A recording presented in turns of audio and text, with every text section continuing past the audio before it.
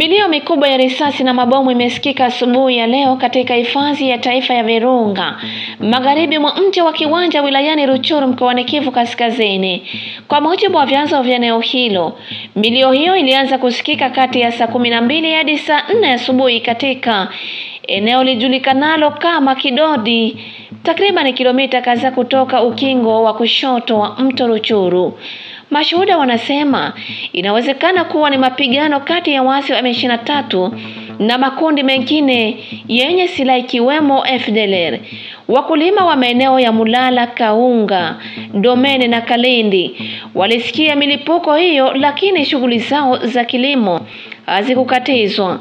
Hadi sasa haijafahamika idadi ya walioumia au madhara yaliyosababishwa na mapigano hayo kutokana na ugumu wa kupata taarifa za moja kwa moja kutoka eneo la tukio.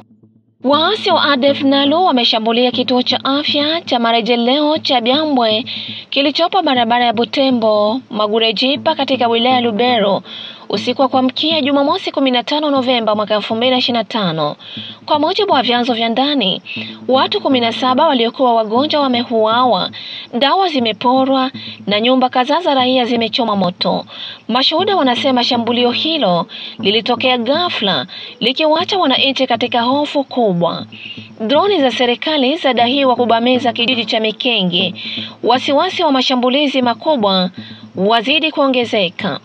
Katika tukio tofauti, Kanali Ndakize Welkame kutoka kundi la Twigwaneo amethibitisha kuwa droni za serikali ya Kinshasa zilibamiza kijiji cha Mikenge saa 8 usiku. Kijiji hicho kinahifadhi raia pamoja na kambi ya wakimbizi wa Nyamulenge waliokimbia machafuko ya awali.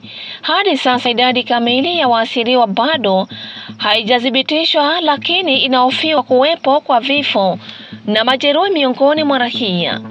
Kwa mujibu wa taarifa hizo, mabomu hayo inadaiwa kutangulia operesheni kubwa ya pamoja inayohusisha jeshi la Burundi FARDC, vikundi vya wazalendo na wapiganaji wa FDLR.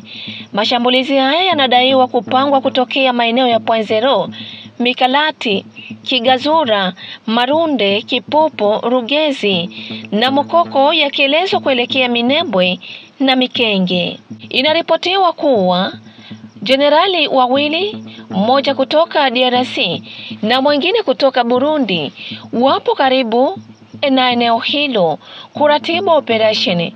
Kanali Ndakize ametoa wito akisema bado kuna muda wa kuyazuia haya na kurejesha amani.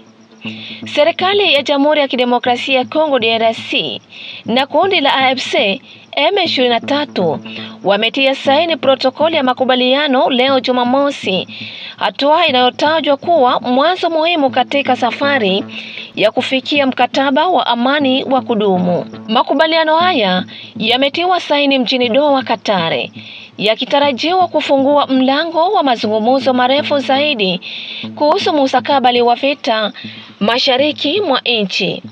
AFC M23 bado hakutakuwa na mabadiliko uwanjani. Mara tu baada ya kusainiwa kwa makubaliano hayo, mmoja wa viongozi wa AFC M23 ametoa kauli kupitia video fupi akisema hakutakuwa na mabadiliko yoyote ya kijeshi mashinani hadi kila moja ya protokoli zijadiliwe na kukamilishwa. Safari bado ni ndefu na wananchi lazima wavute subira.